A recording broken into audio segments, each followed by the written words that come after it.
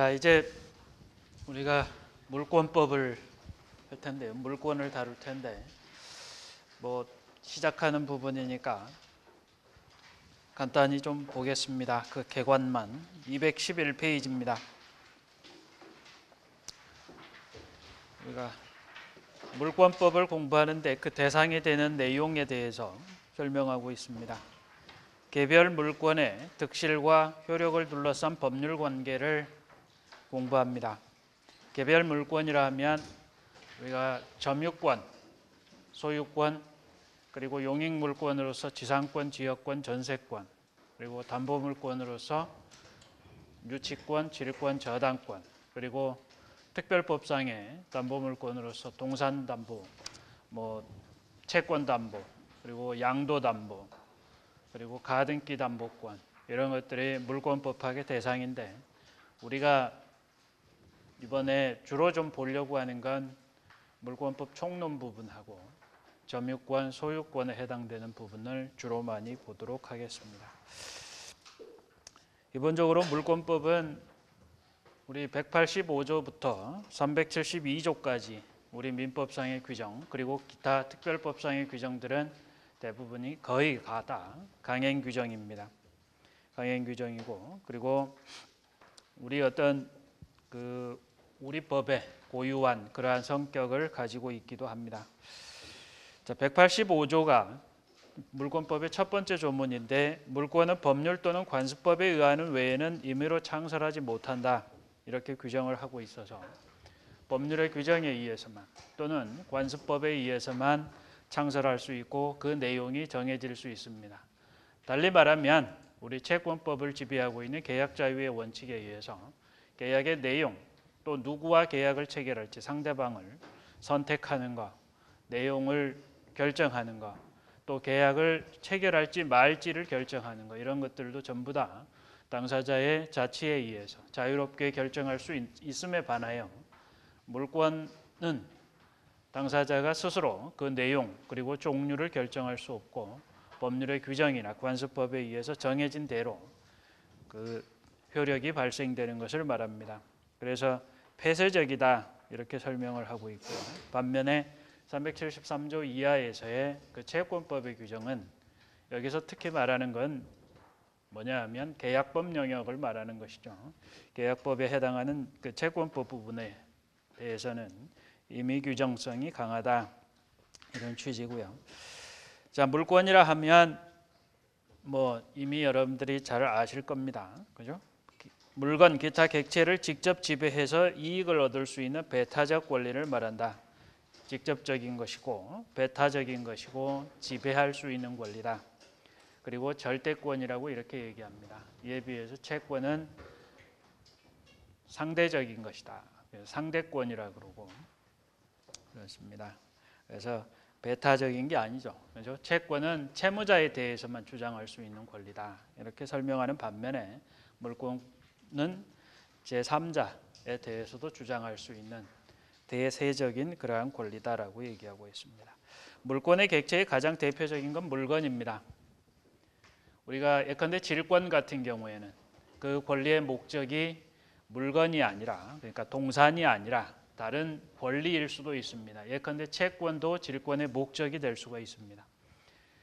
그리고 저당권의 경우에도 주로 부동산이 저당권의 목적입니다만은 저당권의 객체입니다만은 그 부동산 이외에 예컨대 권리, 전세권이나 다른 지상권도 그 저당권의 객체가 될 수 있다 이러는데 주로 물권의 객체는 주로 우리가 물건을 떠올리고 이렇게 얘기를 합니다. 그래서 물건의 객체로서의 물건이 되기 위해서는 그 보시는 바와 같이 특정성을 갖춰야 되고 독립성이 있어야 한다. 이렇고요. 다만 예외적으로 1, 2, 3쪽 이렇게 설명을 해놓고 있는데 관련되는 부분에서 우리가 보기로 하겠습니다. 거기에 유동집합물이라는 말이 나오는데요. 그러니까 유동이라는 말은 증감 변동한다는 말입니다. 수량이나 이런 것들이 증감 변동한다는 말이고 집합물은 어떤 그 다수의 물건이 하나로 취급되어 가지고 경제적으로 하나로 취급이 돼서 거래가 이루어지는 것을 말합니다. 여러 개의 물건이 하나로 취급이 돼서 거래가 이루어지는 것. 근데 그 앞에 유동집합물이라고 이렇게 이름을 붙였다는 얘기는 그 수량이 증감 변동한다. 우리가 주로 이제 어디서 많이 다루냐 하면 양도담보에서 유동집합물의 양도담보 이런 것들을 얘기를 하는데, 예컨대 어떤 축사에서 키우고 있는, 그죠? 어떤 돼지 아니면 뭐 뱀장어 몇 마리, 3,000마리, 뭐 3,000마리의 돼지를 키우는데 그 돼지의 수량이 증감 변동해도 어떤 하나의 일체로서 양도담보의 목적물이 될 수 있는 경우를 우리가 주로 많이 보고 있습니다. 참고해서 보시고요. 그 다음에 하나의 물건에 대해서 하나의 물권이 성립한다는 일물일권주의에 관해서 우리가 간단히 좀 보면은요. 자, 원칙적으로 하나의 물건 위에는 그 내용이 양립될 수 없는 물권은 하나만 존재할 수 있다. 근데 예컨대 저당권이라는 권리는, 그죠? 1순위, 2순위가 있고, 그러니까 하나의 물건, 하나의 부동산에 대해서 수개의 저당권이 성립할 수 있습니다. 그리고 하나의 물건에 대해서 저당권이 있고 지상권이 있을 수 있습니다. 여기서 설명하고 있는 것, 그 내용이 양립될 수 없는 물권. 그러니까 지상권은 사용 수익하는 게 목적이고요. 지상권이라면 그 토지를, 지상권의 객체인 토지를 건물의 소유를 목적으로 사용 수익할 수 있는 권리를 지상권이라고 우리가 얘기합니다. 저당권은 그 부동산을 사용 수익할 수 있는 권리가 아니라 그 부동산의 교환 가치를 지배합니다. 그러니까 지상권은 중요한 게 지상권자가 그 권리의 객체인 토지를 점유할 수 있어야 합니다. 그래야 그 점유한 그 지상권의 객체인 토지 위에 건물을 신축해서 건물을 소유할 수 있겠죠. 그 건물 소유자가 토지의 점유자가 되는 것이기 때문에 지상권은 핵심적인 내용이 그 지상권의 객체인 토지를 사용 수익할 수 있어야 한다. 그러나 저당권은 저당권자가 그 토지를 점유하고 또는 뭐 건물, 부동산을 점유하거나 그럴 필요는 없다 이겁니다. 사용 가치를 지배하는 것이 아니라 교환 가치를 지배해서 그 교환 가치대로 담보 가치를 인정해서 지배하는 그러한 권리가 저당권이기 때문에 지상권과 저당권은 양립 가능하다 이겁니다. 그렇기 때문에 하나의 부동산에 대해서, 하나의 토지에 대해서 뭐가 지상권과 저당권은 동시에 성립할 수 있다 이겁니다. 그러나 지상권, 똑같은 내용의 그러한 성질을 가지는 지상권이 하나의 토지에 대해서 여러 개가 성립한다든지 그런 것들은 원칙적으로 인정이 되지 않겠죠. 그러한 취지의 얘기를 합니다. 그리고 물권의 객체가 되기 위해서는 독립성을 갖춰야 한다. 가장 대표적인 것을 우리가 토지를 하면 그 토지는 각각 필지대로 독립성을 갖춥니다. 그러니까 필지가 넓을 수도 있고, 그죠? 좁을 수도 있겠지만 아무튼 그 필지에 따라서 독립성을 갖춘다. 그러니까 한 개의 필지의 토지를 여러 개의 권리의 객체로 나누려면 그 절차는 분필 절차를 거쳐서 나눕니다. 그에 대해서는 이미 말씀드렸고요. 자, 그 페이지를 넘겨서 물건의 독립성에 대해서 한번 보겠습니다. 물권의 목적이 될 수 있는 한 개의 물건인가 여부는 물리적 형태와 거래관념에 의하여 판단된다. 물건의 독립성 여부의 판단과 관련하여 부동산의 경우에 많이 문제된다라고 그랬는데요. 특히 그 밑으로 내려오면 토지의 정착물 중 토지와 별개의 공시 방법을 갖추고 있는 것은 토지와 별개의 독립한 부동산으로 취급하며 그 이외의 것은 토지의 구성 부분으로 취급한다. 토지의 정착물 중 건물은 건물 등기부에 의하여 별개의 부동산으로 공시된다. 그래서 대표적인 부동산을 우리가 토지와 건물이라고 하고, 우리 민법은 토지와 건물을 별개의 부동산으로 취급해서 토지의 그 권리자와 건물의 권리자가 각각 다를 수 있습니다. 그렇기 때문에 건물의 소유자가 토지를 사용할 수 있는, 토지를 점유할 수 있는 권한이 없게 되면 토지의 소유자는 자신의 소유권을 주장해서 건물의 소유자에게 토지의 인도 및 건물의 철거, 즉 소유권에 기한 반환 청구 또는 소유권에 기한 방해 배제 청구를 행사할 수 있게 됩니다. 그래서 건물이 철거될 염려가 있게 되는 거죠. 그래서 토지의 소유권과 그 토지의 이용권을 어떻게 조화시킬 것인가. 토지의 이용권이라면 토지의 임차권일 수도 있고, 임차권은 채권이긴 하지만 토지의 임차권일 수도 있고, 토지에 대한 물권으로서의 지상권일 수도 있고, 또 채권이긴 하지만 사용대차 계약에 기해서 사용차주가 가지는 토지에 대한 권리일 수도 있고, 뭐 여러 가지 성격이 있겠지만 그 토지를 이용할 수 있는, 즉 점유해서 사용 수익할 수 있는 권리와 그리고 토지를 소유할 수 있는 이러한 권리, 이러한 것들을 어떻게 조화시킬 것인가, 이게 이제 많이 문제되기도 하고요. 건물을 철거하게 되면은 그 개인에 대한 손실이기도 하지만 사회경제적으로 여러 가지 손실이 발생할 수 있기 때문에 건물 철거를 당하지 않을 수 있는 그런 것으로 우리가 나중에 볼 수 있겠습니다만은 뭐 지상권을 인정한다든지 법정 지상권을 인정한다든지 아니면 관습법상의 법정 지상권을 인정한다든지 그러한 제도들이 많이 있습니다. 그걸 참고해서 우리가 보기로 하고요. 그다음에 그 밑으로 내려오면 건물의 토지와 별개의 독립한 부동산으로 취급하기 위해서는 독립성을 갖춰야 되는데, 건물이 그러면 언제 독립성을 갖추느냐, 완공되어야 독립성을 갖추느냐, 그런 게 아니고 판례에 따르면 최소한의 기둥과 지붕 그리고 주벽을 갖추어야 건물의 독립성이 인정이 된다. 그러니까 기둥, 주벽 그리고 지붕을 갖추는 순간 독립성이 인정이 돼서 토지와 별개의 부동산으로 취급이 된다는 얘기입니다. 이 얘기를 다른 말로 설명을 하면 토지에 대해서 저당권을 설정했습니다. 토지 소유자가 저당권을 설정했는데 그 이후에 건물을 신축하고 있습니다.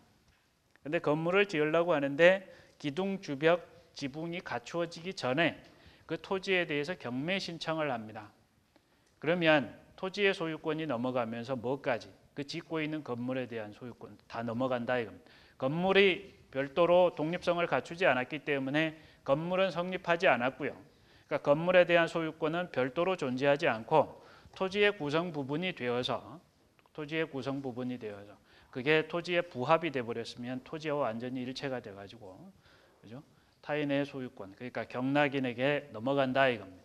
경매의 목적물이 되어 버립니다. 그러나 지붕, 기둥, 주벽을 이렇게 갖추었으면 별개의 부동산이기 때문에 저당권의 효력은 그 토지에만 미치고 지금 현재 독립성을 갖춘 건물에는 미치지 않는다 이겁니다.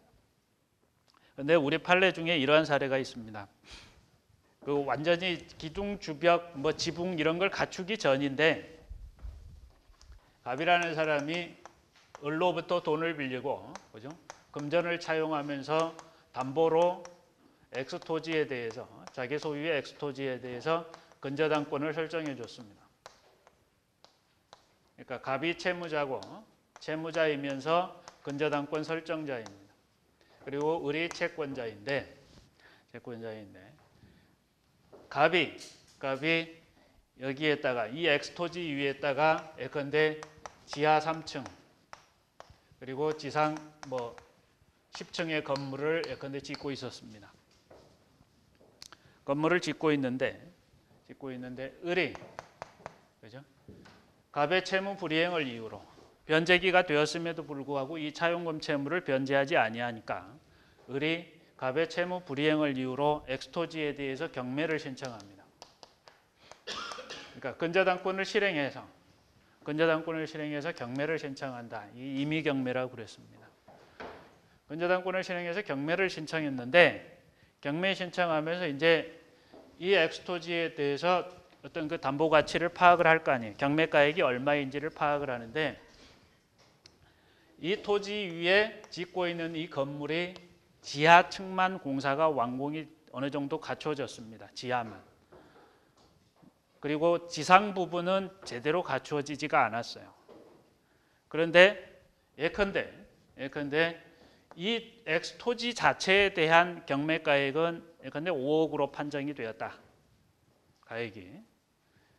그 감정이 그렇게 되었는데 현재 지하 공사를 어느 정도 완성하고 지상 부분은 아직 미완성인 상태에서 그 소위 이건 건물이 아직 아니었기 때문에 소위 이제 구조물이라고 이렇게 판례 보면은 이런 말이 나옵니다.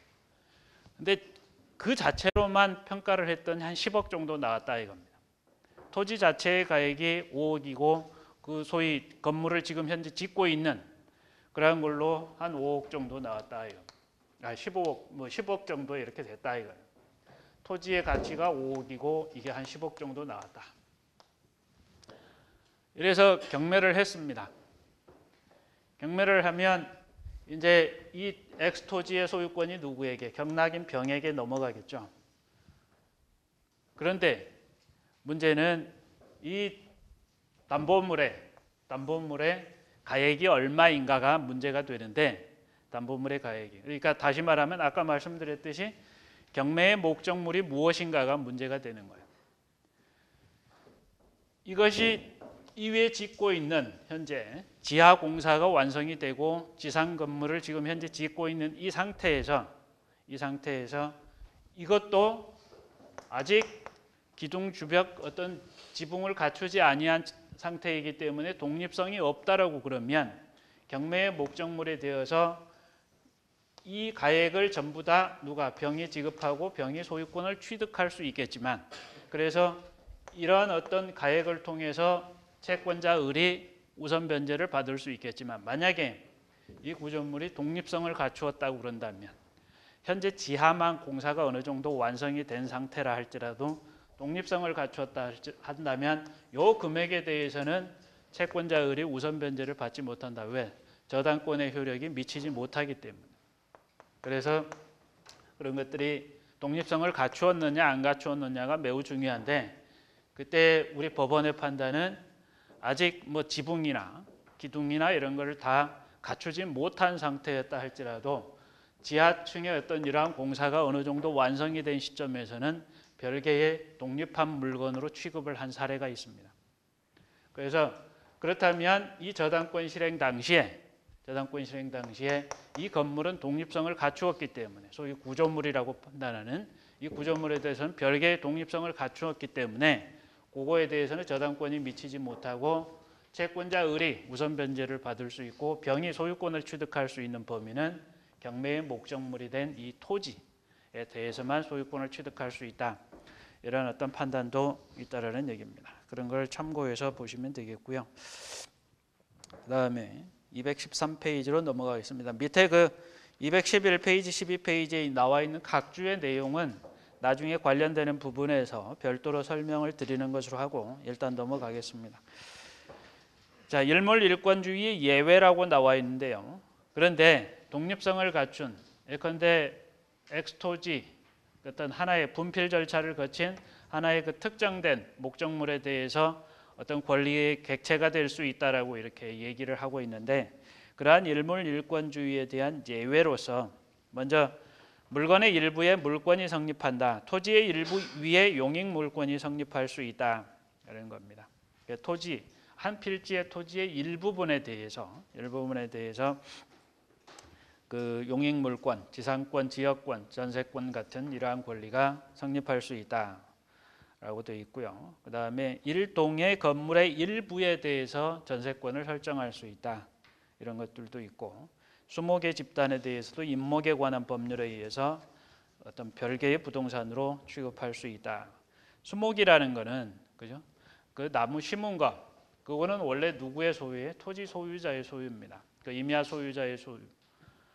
임야 소유자에게 그 수목의 소유권이 귀속이 되는데, 임목 등기에 관한 법률에 따라서 임목 등기를 하게 되면 별개의 권리의 객체가 될 수 있다라는 얘기고, 이 임목 등기를 하지 않더라도 어떤 방법으로 명인 방법이라는 것은 분명하게 외부에서 인식할 수 있게 어떤 표시를 해둔다는 얘기입니다. 그러니까 혹시 여러분들이 시골에서 보셨는지 모르겠지만 요즘은 거의 없어요, 그죠? 그런데 어떤 데 산 같은 데 가면은 이렇게 일정한 부분에 대해서 산을 삥 둘러가지고 뭔가 경계를 쳐놓고 여기에는 들어가지 말라, 여기에 있는 나무는 다 누구의 것이다 라는 표시를 해둔 것들이 있습니다.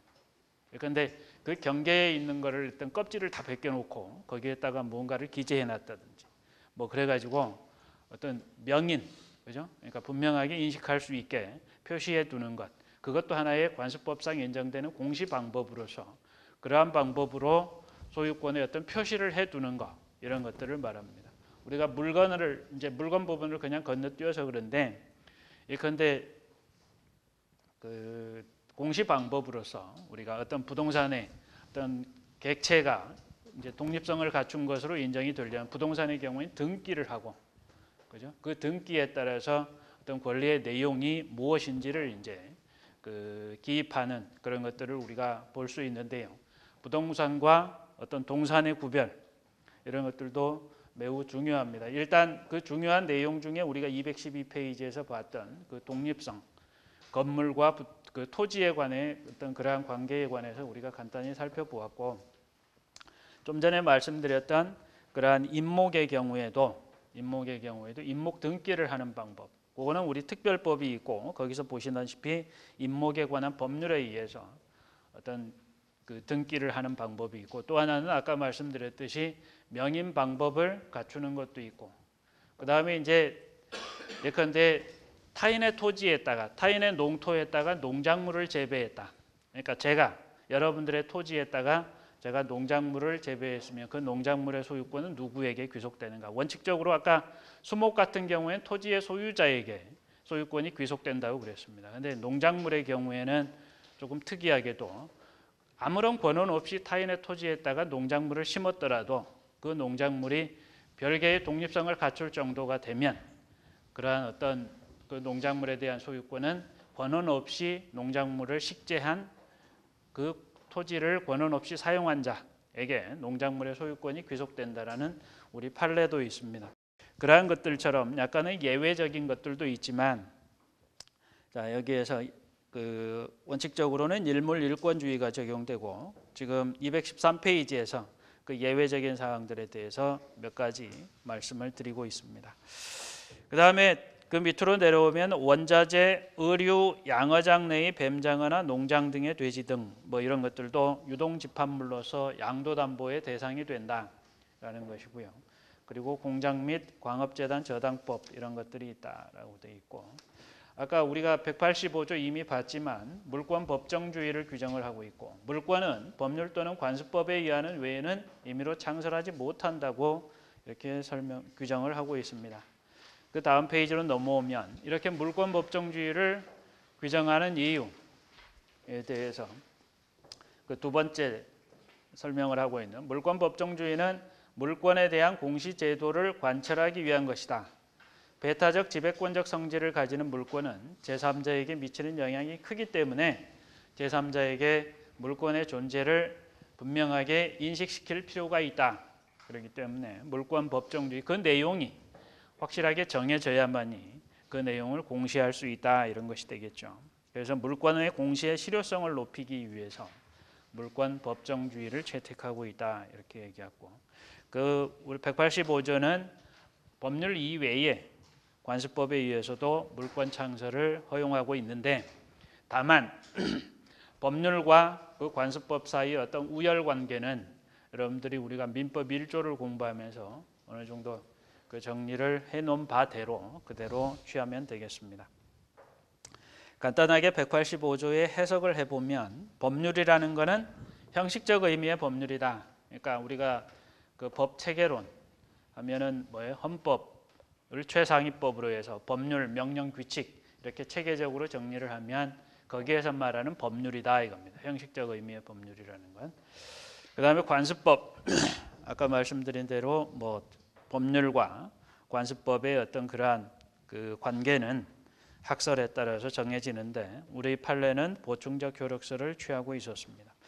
자, 임의로 창설하지 못한다. 거기는 어떤 그 물권의 종류도 법률의 규정에 의해서만 했고, 그러니까 새로운 물권을 창설하기 위해서는 미리 법률의 규정이 있어야 된다는 얘기고, 그 물권의 내용도 법률의 규정이 있는 대로 효력이 발생한다라는 것이고, 우리 물권법의 규정은 그래서 강행 규정이고 위반하는 경우에는 무효이다. 당사자 사이에 저당권을 설정하면서 그 저당권자에게 그 저당권의 목적물에 대해서 사용 수익할 수 있는 권리를 부여하는 것은, 그죠? 우리 물권 법정주의에 위배된다, 이런 겁니다.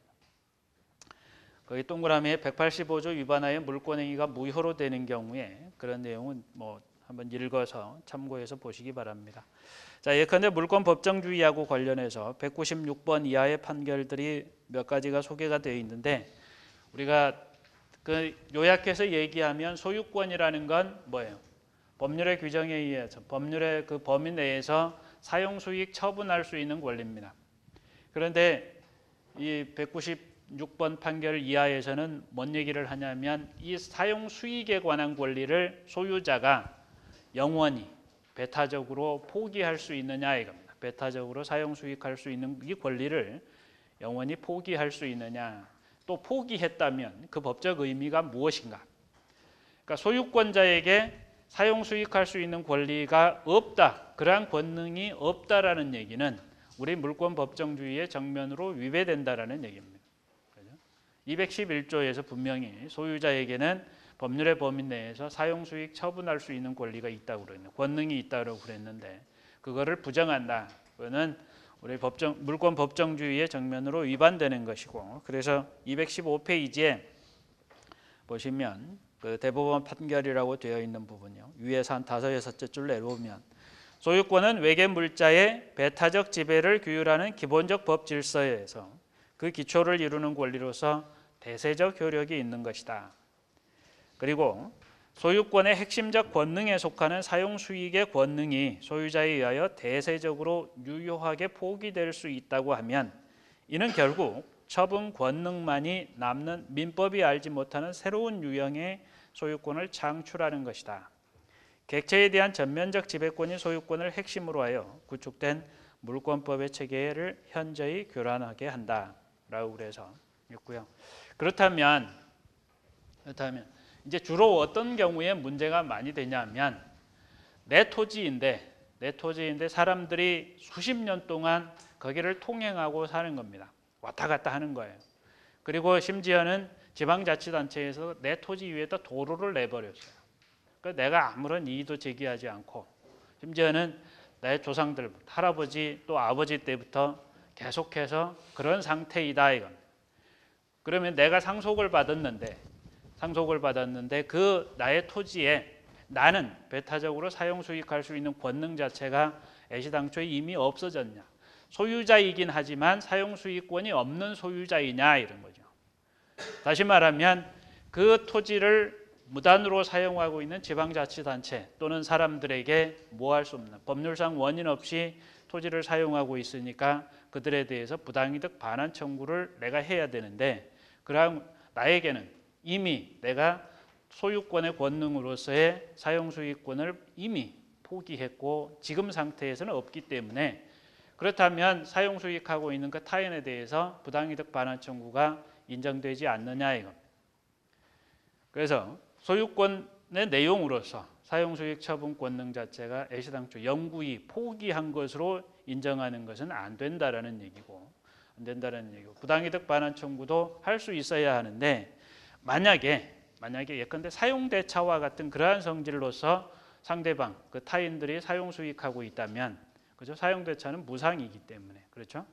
그러한 경우에는 어떤 부당이득 반환 청구나 이런 것들이 인정되지 않을 수는 있다 이겁니다.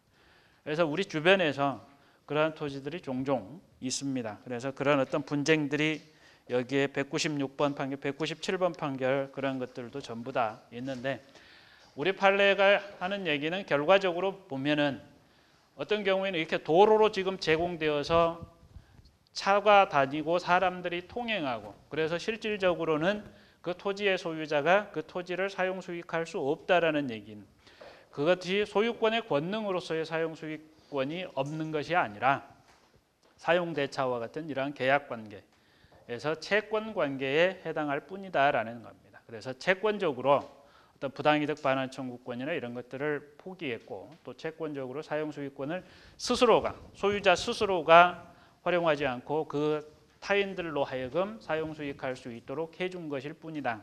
그래서 그게 어떤 그러한 포기가, 채권적인 포기 상태가 영구적인 것인지 아니면 일시적인 것인지, 그런 것들은 이제 해석을 통해서 확인해 볼 수 있는 내용이다라는 것들이 196번에서 198번까지의 그러한 판결의 내용입니다. 참고해서 보시기 바랍니다.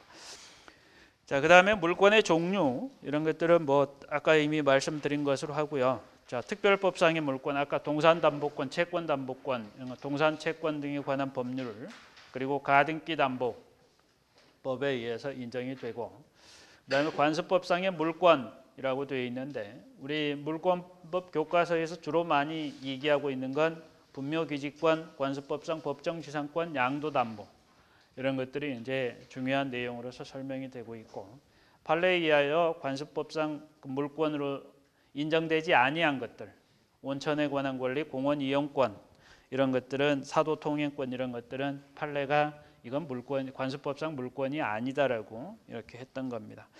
다만 이제 온천에 관한 권리는 뭐냐면 온천법이라는 게 있어요.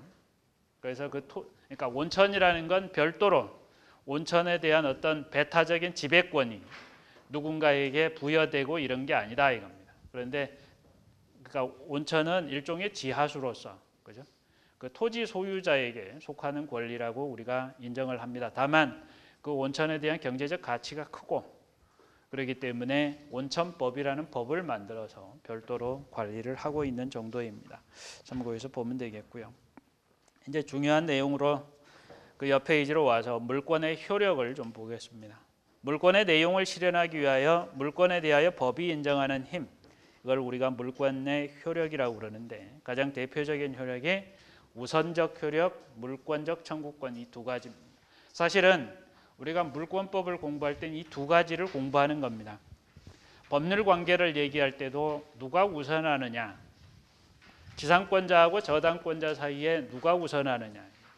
그러니까 뭐냐 하면 아까 이런 사례에서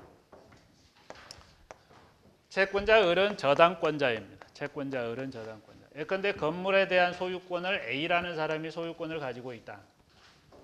근데 A가 이 토지를 사용할 수 있는 지상권을 가져서 이 건물을 현재 소유하고 있다.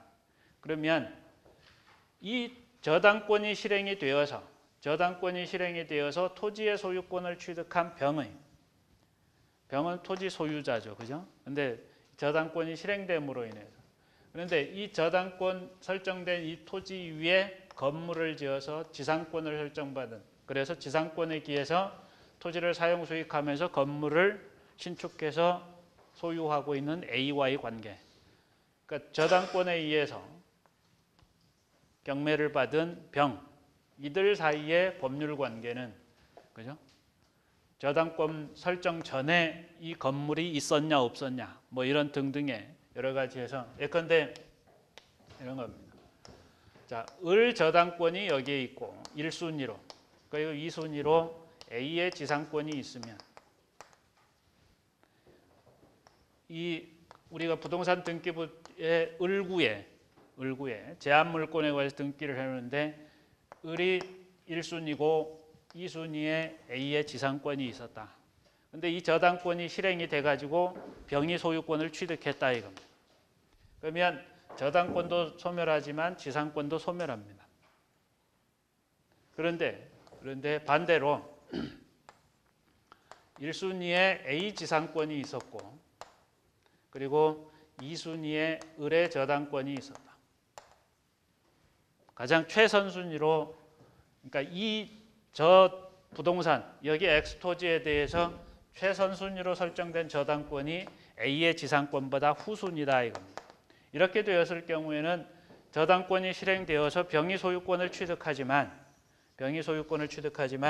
이 저당권 실행으로 해서 취득한 병의 소유권, 이 저당권, 을의 저당권은 소멸하지만 그렇다고 해서 A의 지상권은 소멸하지 않기 때문에 저당권의 실행으로 인해서 소유권을 취득한 병은 A에 대해서 건물을 철거하라고 청구할 수 없게 된다. 이거를 우리가 지난 시간에 잠깐 말씀드렸던 우리 민사집행법 91조에서 규정을 하고 있는데 이런 경우에는 이 저당권 실행에 의해서 경매를 받은 경락인 우리 사례에서 병은 A의 지상권을 인수해서 부담합니다. A의 지상권에 부담이 있는 토지 소유권을 취득하는 것이고 이 경우에는 A의 지상권을 부담을 안지 않고 그죠? A의 지상권도 소멸시키면서 토지의 소유권을 취득하게 된다 이거. 그러면 이 저당권과 지상권 두 개의 물권이란 말이에요. 누구의 권리가 우선하느냐 이거. 그 권리의 우선 순위에 따라서 여기서 경매를 받은 경락인 병이 토지를 사용하고 있는 A에 대해서 건물 철거 토지 인도 청구를 할 수 있는지 없는지에 관한 문제를 다룬다. 물권법의 어떤 대부분의 법률 관계가 저렇게 해서 우선적 효력, 누구의 권리가 우선하느냐. 또 하나는 물권적 청구권이다. 역시 마찬가지로 토지의 소유권을 취득한 병이 자신의 소유권에 기해서, 토지에 관한 소유권에 기해서 토지를 점유하고 있는 건물 소유자 A를 상대로 건물을 철거하고 토지를 인도하라. 이런 청구 자체가 무엇이다? 물권적 청구권이다. 그래서 물권적 청구권과 물권과 다른 물권 또는 물권과 채권 사이의 어떤 우선권 이런 것들을 검토하는 것이 우리가 물권법에서 주로 하는 내용입니다. 그래서 이걸 잘 이해하는 것이 무엇보다도 중요하다라는 것이고요. 먼저 우선적 효력에 관해서 간단히 보면 물권 상호 간의 우선적 효력은 물권 상호 간에는 시간적으로 먼저 성립한 물권이 나중에 성립한 물권에 우선한다. 그래서 먼저 성립한 것 이런 것들이 중요하다. 뭐 저당권 시간적으로 먼저 저당권 설정 등기가 되어 있어서 그래서 저당권이 성립하고 그렇게 되면 그 저당권이 우선적 효력을 가진다. 다음에 그 밑으로 내려오면 배타적 지배력을 내용으로 하므로 하나의 물건 위에 같은 동종의 물건이 동시에 성립할 수 없다. 아까 말씀드렸듯이 하나의 물건에 대해서 수개의 소유권이 성립한다든지 수개의 지상권이 성립한다든지 이런 것들은 인정되지 않는다. 다만 하나의 물건 위에 종류가 다른 그 내용적으로 다른 물건이 동시에 성립할 수 있다. 저당권과 지상권 아까 예로 들어서 말씀을 드렸고요. 그 밑으로 내려오면 하나의 물건 위에 동종 또는 다른 종류의 물건이 2개 이상 성립하는 경우에 그 물권 상호 간의 우선순위는 여기에서 보시다시피 시간적으로 먼저 성립한 것 이런 것들에 따라서 한다 이겁니다. 그런데 이제 요거 나왔으니까 마저 말씀을 드리면 자 1번에 예컨대 X의 저당권이 있고요. 그 다음에 2번에 A의 지상권이 있습니다. 3번에 이제 을의 저당권이 있습니다. 그런데 저 사례에서처럼 애가 1순위죠. 그죠? 저당권만 비교하면 애가 1순위고 애가 2순위잖아요. 그러니까 저당권에는 어떤 효력이 있냐면 우선 변제권이라는 게 있어요. 이 해당되는 이 부동산에 대해서 이 부동산의 저당권이 X하고 을을 위해서 설정이 돼 있다면 이 부동산으로부터 나온 경매가액에서 X가 우선 변제를 받고 그 다음에 을이 우선 변제를 받는 거죠. A는 그 교환 가치를 지배하는 게 아니라 사용 가치, 사용 수익할 수 있는 권리이기 때문에 우선 변제하고는 거리가 멀다 이겁니다. 그런데 저 사례에서처럼 이 경우에 을이 채무자 갑의 채무 불이행을 이유로 해서 자신의 저당권을 실행해서 이 부동산을 경매를 신청했다. X가 아니고 을이 저당권 실행해서 경매를 신청하고 그래서 나중에 결과적으로 병이 이 부동산의 소유권을 취득하고 경매가액 10억 원을 납입하였다. 그러니까 이게 이제 경매된 거죠.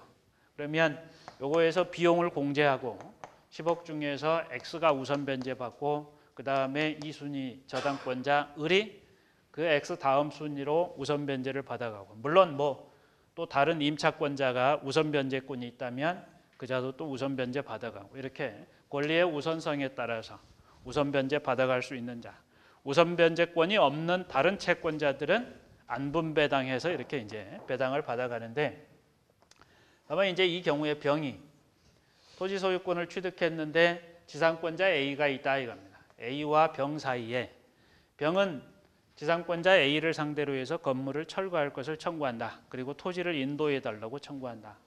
그랬을 경우에 A의 지상권은 소멸했는가 이겁니다. 소멸했는가. 그래서 을이 저당권을 실행했으니까 을의 저당권은 저당권 실행으로 소멸하는 것 당연합니다. 그런데 이때에 이 지상권과 저당권의 우열 관계는 을의 저당권과 A의 지상권의 우열 관계는 두 개가 을보다 A가 먼저 성립했기 때문에 A가 우선하니까 A의 지상권은 소멸하지 않는다. 이렇게 비교하는 게 아니고 우리 민사집행법에는 뭐라고 규정이 되어 있냐면 저당권이 경매로 인해서 후순위 저당권의 실행으로 경매에서 소멸하면 그 저당권이 소멸하면 경매에서 다른 저당권도 다 소멸하는 것으로 규정을 하고 있습니다. 그러니까 여기서 을이 저당권을 실행하면 X의 저당권도 소멸합니다. X의 저당권도 소멸하고 다만 X와 을은 권리 순위에 따라서 경매 가액을 우선 변제 받아간다 이겁니다. 그러면 최선순위로 설정되어 있는 X의 저당권이 소멸하면 최선순위가 소멸하는데 A의 지상권도 당연히 뭐한다? 소멸한다 이겁니다. 소멸한다. 그래서 다 소멸하는 거예요. 그런데 이제 이런 경우는 A의 지상권이 있고 2번에 X 저당권이 있고 3번에 을 저당권이 있다. 그때 동일한 사례로 을의 저당권을 실행해서 경매를 신청했고 그 경매 결과 병이 경락을 받았다. 이때 이 병과 A와의 사이는 어떻게 되느냐 이거. 그러면 과연 A의 지상권은 소멸하는가? 최선순위 저당권자가 A보다 후순위다 이거죠. 이 경우에는 저당권 실행으로 인해서 을의 저당권도 소멸하고 X의 저당권도 소멸하지만 A의 저당권은 소멸하지 않는다 이거. 이 경우에 대항력 있는 지상권자다 이거. 그래서 이런 경우가 우리가 이제 저 뒤에 가면은 좀 나오는데 이렇게 어떤 권리의 순위가 차이가 있다 이겁니다. 그 내용을 이제 민사집행법 91조 1항부터 설명을 쭉 하고 있고요. 이 규정은 우리가 이미 한번 본 바가 있습니다. 거기 218페이지에 91조 5항도 나와 있는데요. 매수인은 유치권자에게 그 유치권으로 담보하는 채권을 변제할 책임이 있다. 이 조항도 우리가 이미 본 바가 있습니다. 나중에 또 관련되는 부분에서 보기로 하고요. 그런데 점유권은 배타성을 갖지 아니하므로 점유권에는 우선적 효력이 인정되지 않는다. 점유 그 자체에 대해서 사실상 그런 어떤 그 지배할 수 있는 그 힘에 대해서 법적으로 이제 효력을 인정하고 있기 때문에 점유권은 좀 특수한 부분이 있다. 그 다음에 물권과 채권 사이에서는 물권이 우선한다. 그래서 우리 법원 중에 무엇이 있냐면 매매는 임대차를 깨뜨린다라는 표현이 있습니다. 갑과 을 사이에 임대차 계약이 있고 예컨대 이 부동산에 대해서 부동산 임대차 계약이 있다. 그런데 임대차 계약 이후에 갑이 병에게 매매해서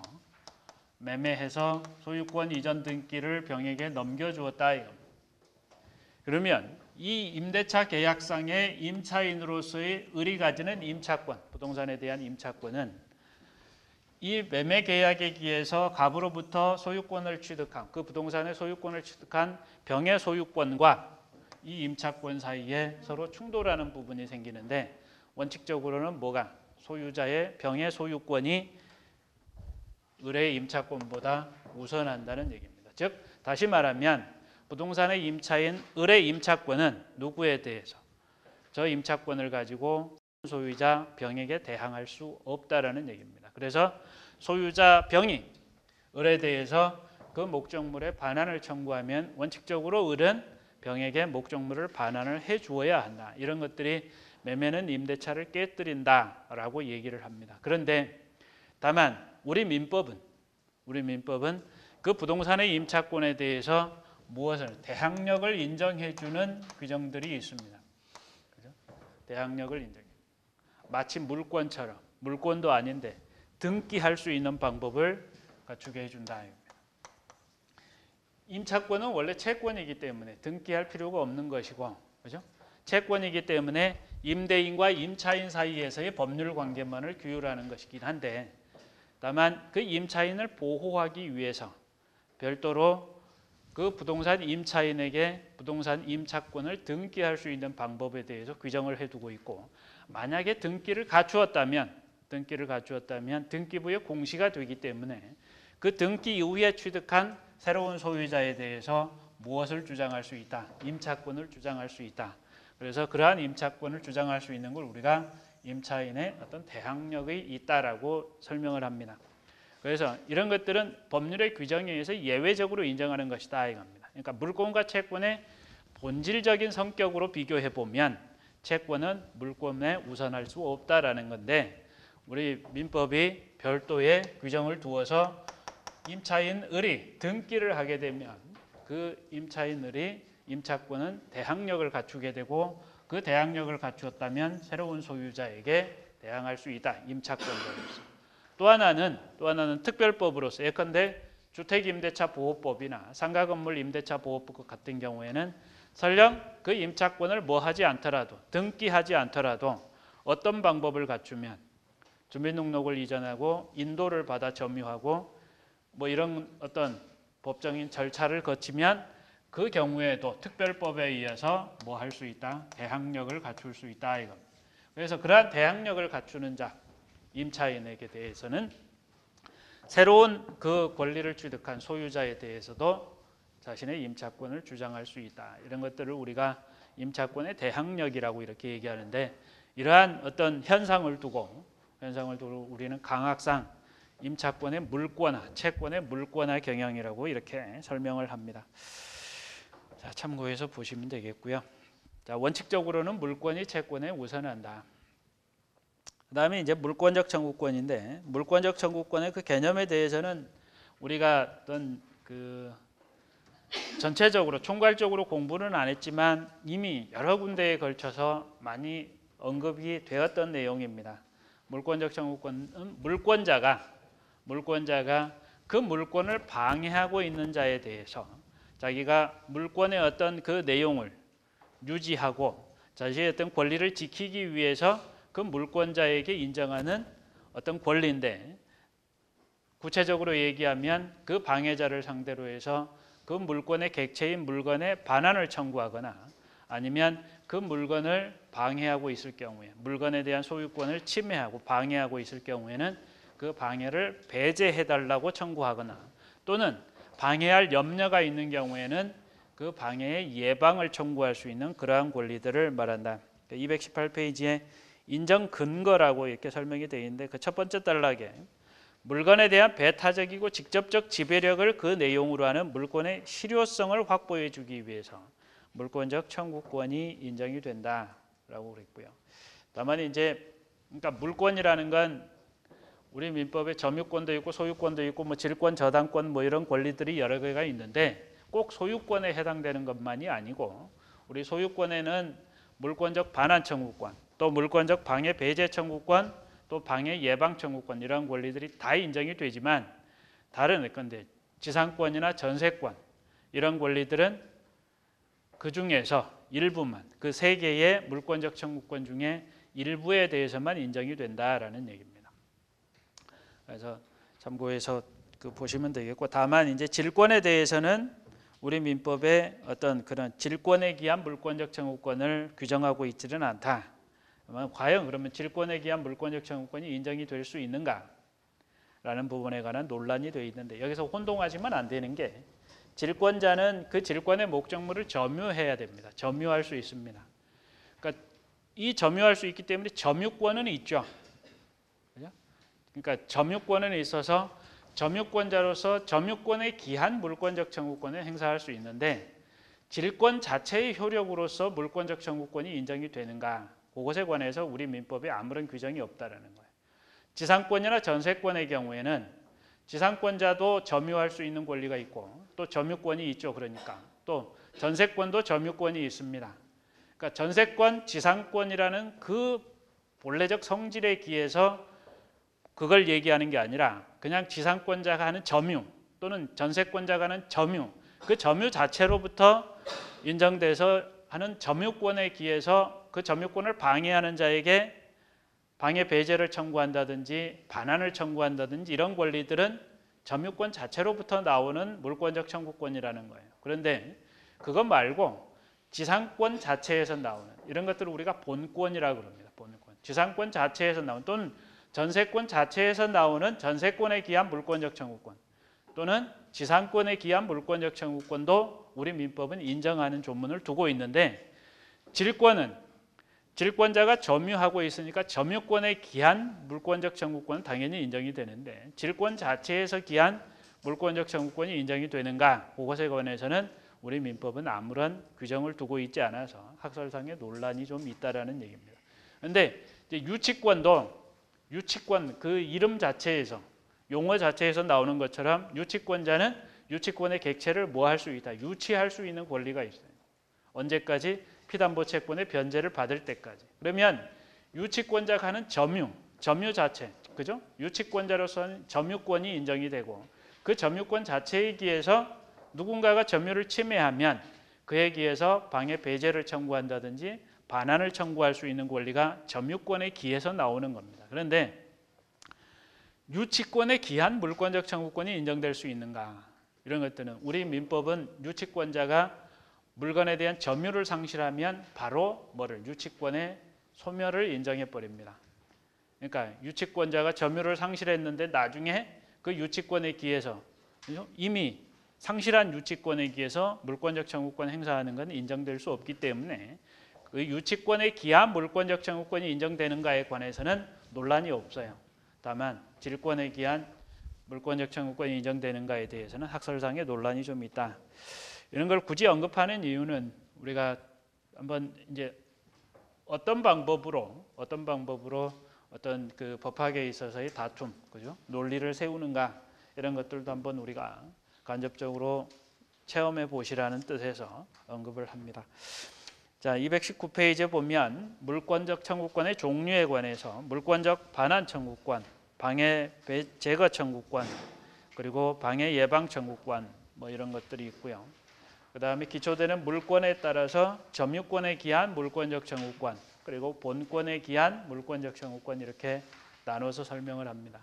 가장 대표적인 게 이제 본권에 기한 것으로서는 소유권에 기한 물권적 청구권이고, 이 소유권에 기한 물권적 청구권의 세부적인 내용으로서 세 가지 종류의 물권적 청구권을 예컨대 지상권, 전세권 또는 저당권의 경우에는 일부를 주종해서 규정을 하고 있다라는 것이고요. 물권적 청구권의 성질은 뭐 참고해서 읽어보시기 바랍니다. 그 구체적인 내용들, 그 이제 방가로 1번 물권과 물권적 청구권의 분리 양도 가능 여부라고 되어 있는데, 그 결과적으로 이제 길게 되어 있는데요. 222페이지까지 결론적으로 얘기하면 소유권을 상실하면 또는 소유권 이외의 다른 어떤 물권을 상실하면 그 물권에 기한 물권적 청구권도 당연히 인정되지 않는다. 과거에 이제 논란이 좀 많았었는데, 그러니까 물권적 청구권인 그죠? 물권과 분리되어서 설령 물권을 상실했더라도 물권적 청구권만은 별도로 행사할 수 있느냐라는 문제가 좀 다툼이 있었는데, 결과적으로 물권을 상실하면 또 물권적 청구권도 상실한다. 이것과 관련돼서 조금 이따가 우리가 보게 될 전보배상 청구권 이런 문제하고도 좀 우리가 같이 연관지어서 생각을 하면, 채권이 이행 불능이 되면, 그죠? 채권이 이행 불능이 되었다라고 그래서 본래의 급부가 이행 불능이 되었다라고 그래서 그 채권 관계가 없어지는 건 아니죠. 그러나 물권을 상실하면, 소유권을 상실하면, 그죠? 나의 권리, 어떤 물건에 대한 나의 소유권이 없어지면 그 물건을 둘러싼 나의 어떤 소유권의 법률 관계가 없어져 버립니다. 그렇기 때문에 소유권을 상실한 내가 그 물건에 대해서 물권적 청구권을 행사할 수 있다 없다, 행사할 수 없다라는 얘기죠. 그래서 소유권과 소유권에 기한 물권적 청구권을 서로 분리시킬 수 없다라는 겁니다. 그래서 결론을 여러분들이 기억을 해두시면 되겠습니다. 자, 200번 판결에 소유권에 기한 물상 청구권이라고 되어 있는데요. 요거는 물권적 청구권을 말한다. 요즘은 잘 이런 표현을 안 쓰는 것 같은데 과거에는 이렇게 많이 썼던 것 같습니다. 소유권에 의하여 발생되는 물상 청구권, 즉 물권적 청구권은 소유권과 분리하여 소유권 없는 전 소유자에게 유보하여 행사시킬 수는 없는 것이다. 그런데 이제 그 222페이지 밑에 좀 진한 글씨로 이런 경우에 어떻게 할 것인가, 이제 뭐냐면 좀 사례를 들어보면, 갑이 토지 소유자였습니다. X토지에 대해서 현재 갑구에 X토지 소유자가 갑으로 되어 있습니다.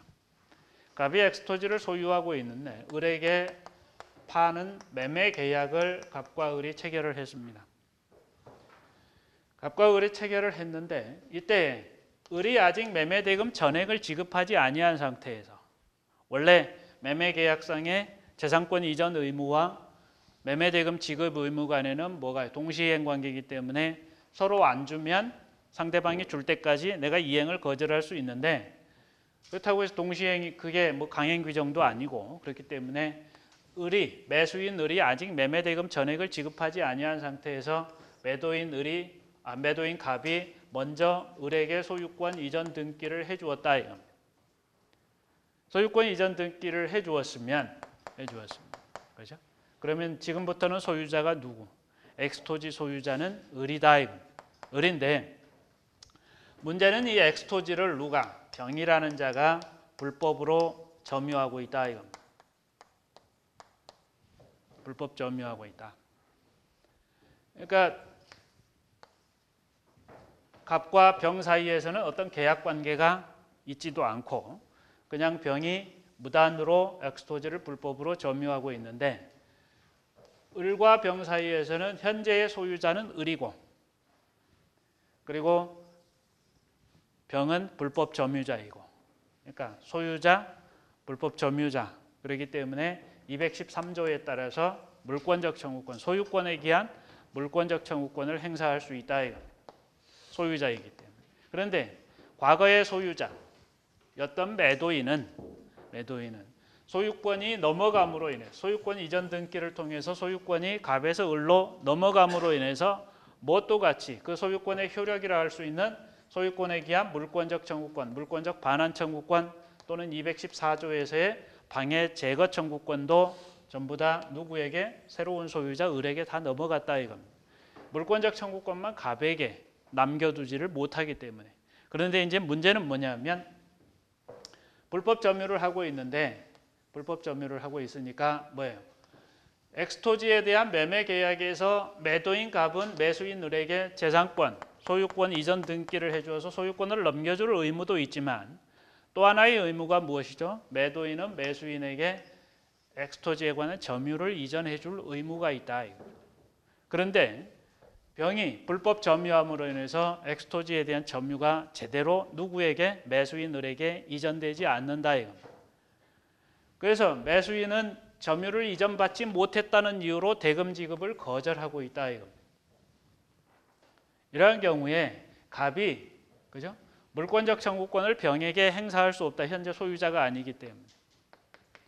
그래서 갑이 병을 상대로 해서 어떤 조치를 취해야 그죠? 어떤 무리 없이 을로부터 매매 대금을 지급받을 수 있겠는가? 즉 갑이 엑스토지를 을에게 법적으로 인도하는 방법이 무엇이겠는가?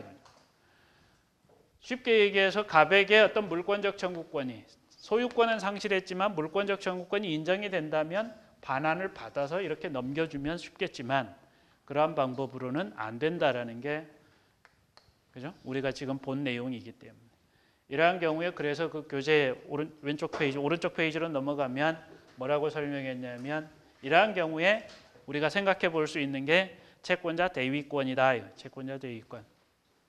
그래서 채권자 대위권은 갑이 을에 대해서 어떤 권리가 있고 매매대금 지급 청구권이라는 권리가 있고 을은 소유자이기 때문에 병에 대해서 무엇을 행사할 수 있다.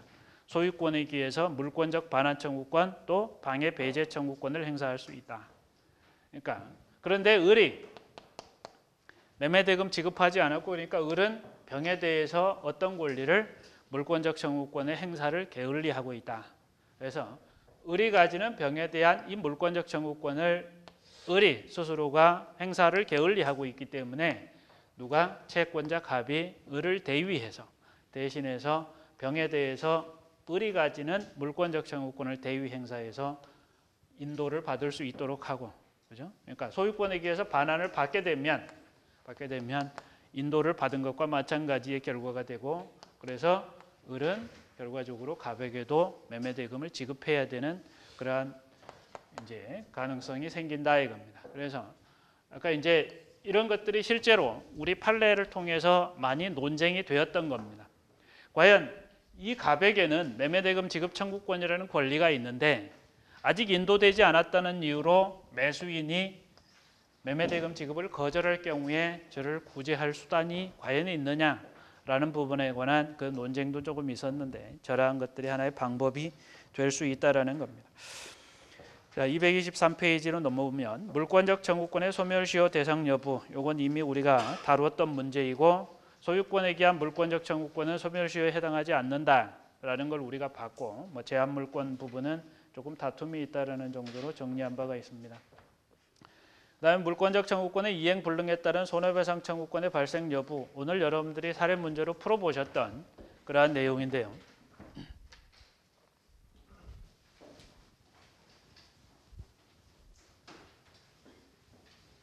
원래 판례 사안은 뭐였냐면 갑이 국가로부터 어떤 사정을 받았습니다. 그러니까 아주 오래전에 사정이라는 건 토지의 권리자가 누구인지 조사해서 권리자라고 인정받는 자에게 소유권을 귀속시켜주는 제도입니다.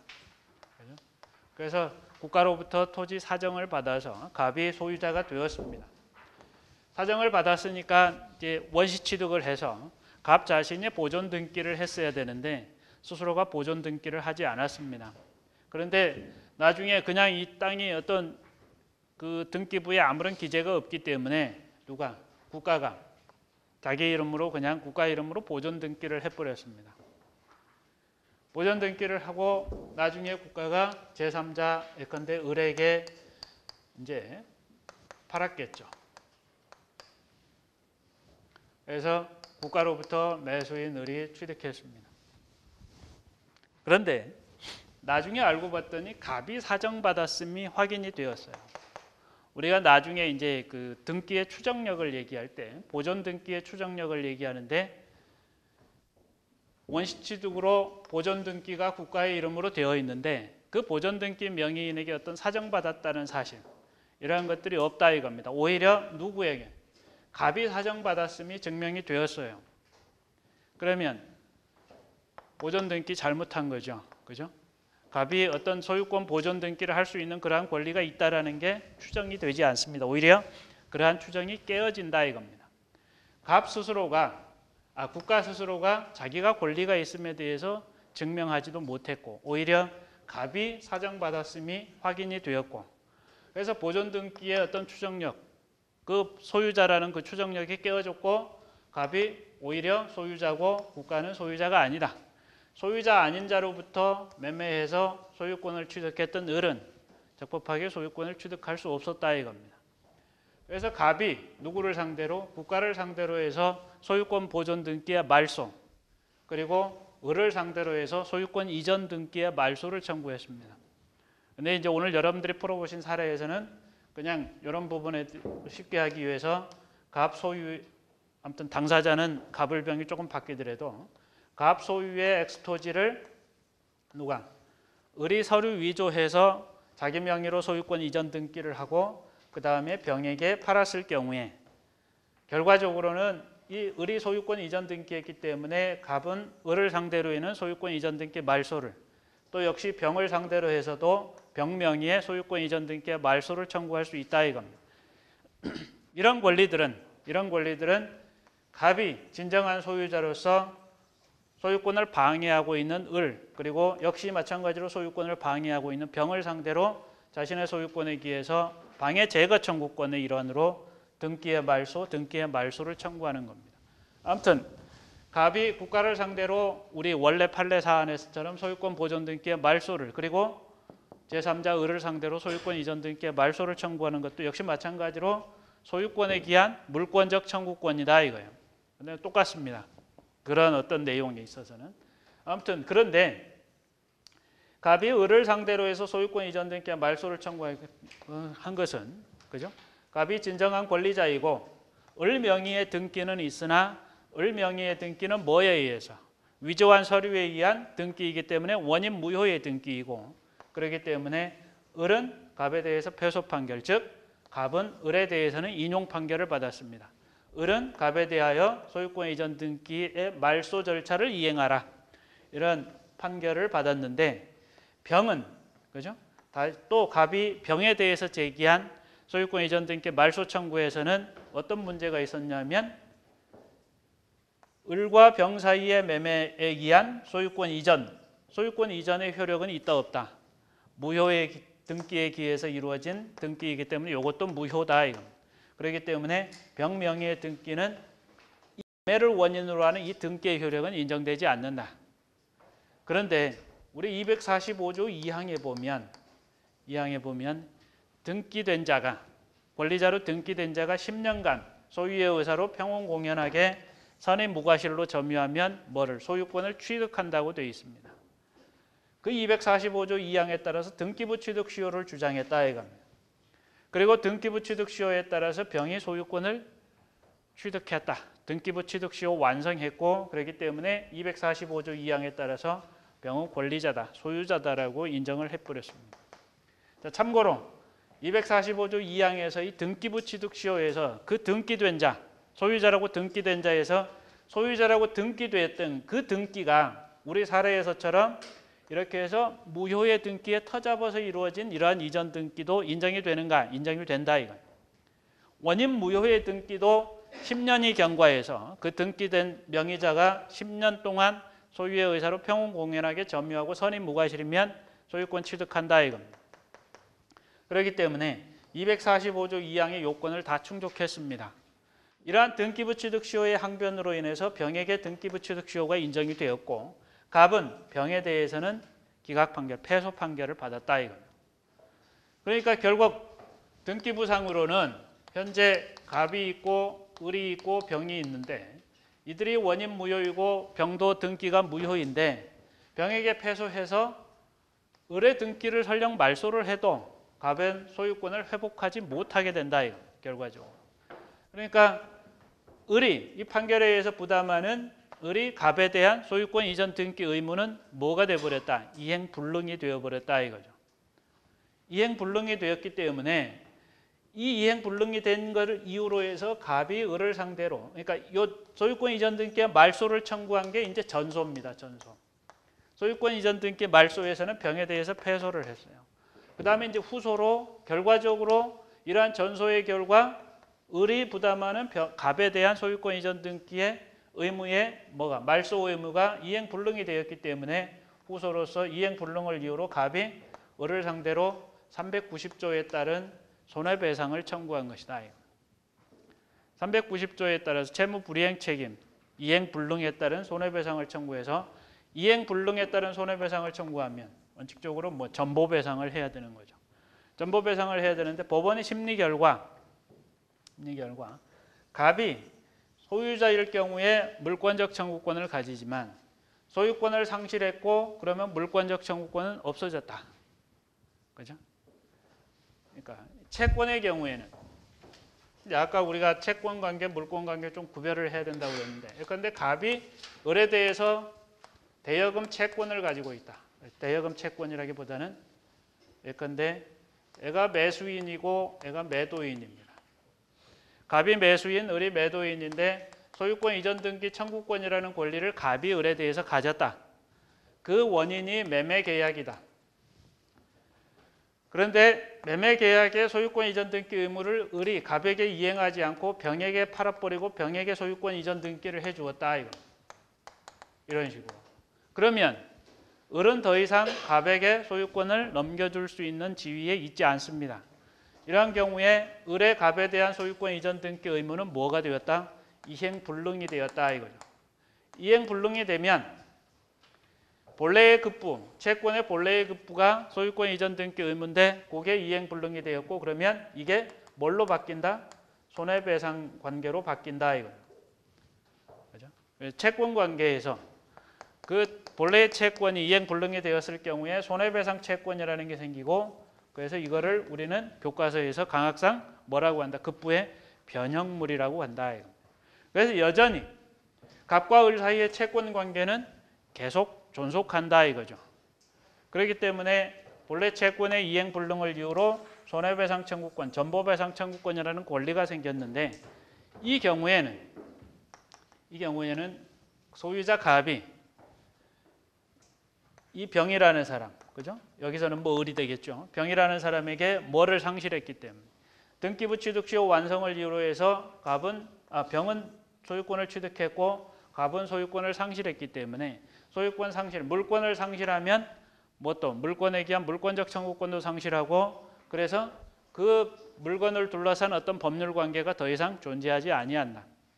그렇기 때문에 그러한 어떤 여기서 말하는 이런 채권 관계처럼 이행 불능으로 인한 어떤 변형물로서의 손해배상 청구권은 인정되지 않는다. 그래서 기각을 해버렸습니다. 이제 대법원까지 가서 원심, 그러니까 1심, 2심에서는 갑이 승소를 했는데 390조에 따른 전보배상 청구권.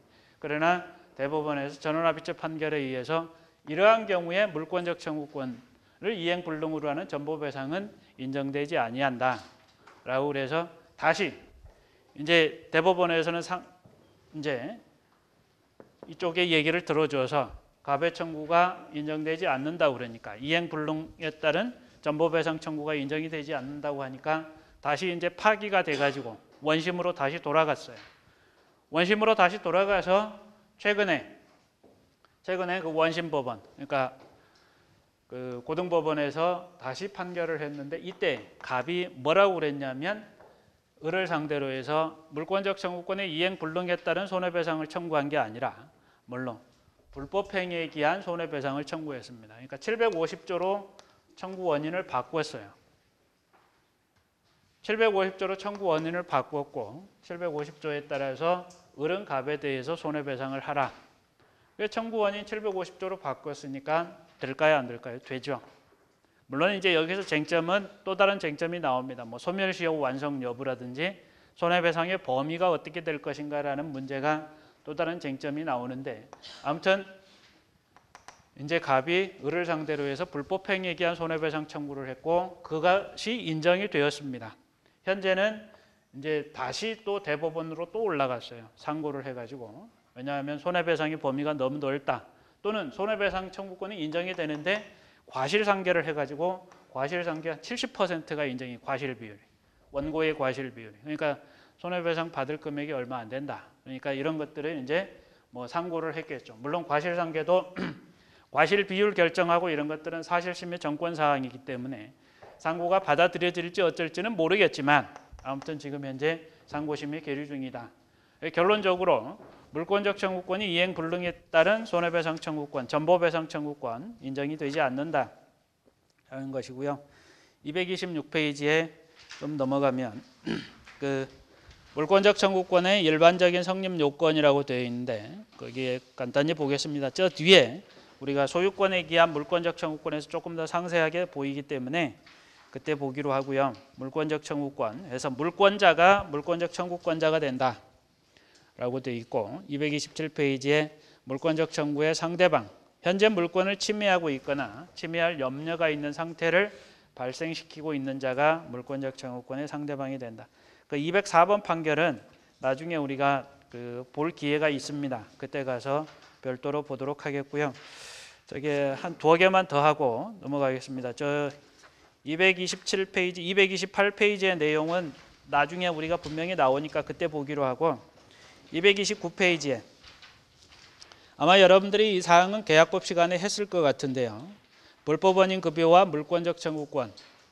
그러니까 103조에 따라서 선량한 풍속 기타 사회질서 위반으로 법률행위가 무효인데 그 무효인 법률행위에 기해서 어떤 급부를 했다. 그 급부를 하면 103조 위반에 따라서 무효임에도 불구하고 급부를 했는데 그 급부를 한 급부자가 무효이기 때문에 무효를 이유로 법률상 원인 없음을 이유로 해서 반환을 청구할 수 있느냐. 반환 청구를 하려고 그랬더니 뭐가 걸린다. 746조가 걸린다 이겁니다. 그죠? 불법을 원인으로 해서 노무를 제공받거나 급여를 받은 자는 뭐 반환을 청구하지 못한다. 그러니까 746조에 따라서 부당이득 반환 청구가 저지가 되는 거예요. 그러니까 부당이득 반환 청구가 인정되지 않기 때문에 어떤 권리를 이제 행사한다. 741조가 아니라 213조에 따라서 물권적 청구권을 인정한다. 그러니까 뭐냐면 갑이 을과 어떤 103조에 따른 선량한 풍속 기타 사회질서 위반에 따른 법률행위를 했고 그럼 무효임에도 불구하고 급부를 했다 이겁니다. 그런데 이 급부도 효력이 원래 없는 거죠. 그러니까 법률상 원인 없는 거니까 부당이득 반환 청구했다. 법률상 원인 없이 이득을 얻었고 손실을 입었기 때문에 무효임에도 불구하고. 그런데 부당이득 반환 청구가 746조에 따라서 인정이 안 된다. 그래서 746조를 부당이득 반환 청구를 청구 원인으로 하지 않고 213조를 원인으로 해서 청구 원인으로 해서 물권적 반환 청구권을 무효이기 때문에 소유권이 넘어가지 않았고 그래서 소유자로서 소유권에 기한 물권적 청구권을 행사하면 저 경우에 소유권에 기한 물권적 청구권이 인정될 수 있는가? 결론적으로 얘기하면 저걸 인정해버리면 물권적 반환 청구권을 인정해버리면 뭐가 746조 규정을 둔 취지가 전혀 살지 못한다. 그래서 우리 다수 의견은 그걸 반대했다 이런 것이고요. 그다음에 231페이지 한번 보시기 바랍니다. 물권적 청구권과 계약상 청구권이라고 나와 있는데요. 계약관계에 기하여 타인의 물건을 점유하는 경우에 정당한 권한에 기한 점유이므로 물권적 청구권은 발생하지 않는다. 그러나 계약관계가 종료한 경우, 그러니까 임대차의 경우가 가장 대표적인 거죠. 여기서 갑과 을의 부동산 임대차 계약관계에 있는데 갑과 을이 여기서 갑이 임대인이고 을이 임차인이다. 임대차 계약이 기해서 을이 이 부동산을 점유하고 있는 건 적법한 점유이기 때문에 소유권에 기하든 계약상에 기하든 반환 청구는 못한다. 그러나 임대차 기간이 종료하면 임대차가 끝나고 보증금 다 돌려줬으면 갑은 을에 대해서 임대차 계약에 기한 반환 청구를 할 수 있고 임대차 종료를 이유로 그건 계약상의 반환 청구권이다 이거죠. 그 다음에 또 하나는 이미 임대차가 종료했고 을은 그 점유할 권한이 없다. 임차인으로서의 점유할 권한이 없다. 그렇기 때문에 갑은 자신의 소유권에 기해서 반환 청구할 수 있다. 이 두 개의 권리가 경합적으로 인정된다는 얘기입니다. 그다음에 208번 판결은 동일한 내용입니다. 동일한 내용인데 뭐냐 하면 갑이 이랬는데 갑이 예컨대 을이 채권자입니다. 을이 채권자인데 갑이 이제 부동산 소유자이면서 채무자. 그래서 갑구에는 갑 소유 이렇게 해서 소유권 이전 등기가 되어 있고 여기 을구에는 부동산 등기부 을구에는 지금 을이 근저당권자라고 이렇게 저당권이 설정되어 있습니다. 근저당권자라고 설정이 되어 있고 여기 근저당권 설정 등기, 설정 계약이 되어 있겠죠. 갑과 을 사이에 금전을 차용하고 이 차용금 채무를 담보하기 위해서 갑이 을에게 근저당권을 설정해 주기로 약정하는 근저당권 설정 계약이 있었고 그래서 을이 근저당권 설정 등기를 받았고 그 이후에 갑이 을에게 병에게 토지를 매각해서 병의 소유권으로 등기가 되어 있습니다. 그러니까 현재는 병이 소유자인 셈이죠. 이런 자를 뭐라고 그런다? 저당권 목적물의 저당물의 제3취득자라고 그런다. 담보물의 제3취득자. 그런데 갑이 이제 요 근저당권 설정 계약상의 담보 채무인 피담보 채무인 차용금 채무를 을에게 변제를 했습니다. 이 이후에 을에게 변제를 했으면 이 차용금 채무가 소멸했죠. 그죠? 차용금 채무가 소멸하면 부종성에 의해서 근저당권도 소멸하고 그러면 근저당권 설정 등기는 이제 무효가 되었습니다. 그랬을 경우에 무효인 근저당권 설정 등기가 계속되기 때문에 이 부동산의 소유자 병의 소유권이 뭐 하고 있다? 방해받고 있다. 그러니까 소유자 병이 을을 상대로 해서 소유권에 기해서 방해 배제 청구권을 행사해서 을의 근저당권에 말소를 청구할 수 있다. 이것이고 그러면 갑은 을의 근저당권에 말소를 청구할 수 있느냐? 만약에 그렇다면 갑이 을에 대해서 근저당권에 말소를 청구할 수 있는 법적 근거가 무엇인가? 피담보 채무를 변제했고 그러한 내용들이 근저당권 설정 계약의 그러한 내용이다 이거죠. 그죠? 그래서 피담보 채무가 있을 것을 전제로 해서 근저당권 설정 계약을 해줬고 그런데 피담보 채무 변제로 해서 소멸했으니까 근저당권 설정 계약성에 갑은 누구를 상대로? 을을 상대로 해서 근저당권의 말소를 청구할 수 있다라는 게 208번 판결의 그러한 내용입니다. 예, 그래서 오늘 우리가 이제 물권법, 물권의 어떤 기본적인 개념과 그 효력의 내용에 관해서 봤고, 앞으로 쭉 해야 되는 내용이 우선적 효력, 그다음에 뭐죠? 물권적 청구권, 그러한 것들의 핵심적인 내용들을 우리가 이제 이미 개관을 했습니다. 이제 다음 시간에 우리가 할 거는 물권의 변동인데 어떠한 과정을 통해서 예컨대 소유권이 제3자에게 이전되는가, 그리고 그 물권 행위의 개념은 무엇인가, 뭐 그런 내용들을 우리가 살펴보는 시간으로 갖겠습니다. 또 부동산 물권과 관련돼서 굉장히 어려운 부분이 뭐냐면 부동산 등기입니다. 등기와 관련해서 여러분들이 좀 잘 이해하실 필요가 있는데, 아무튼 등본 같은 것도 여러분들이 좀 잘 살펴보시기 바랍니다. 네, 오늘 수고하셨습니다.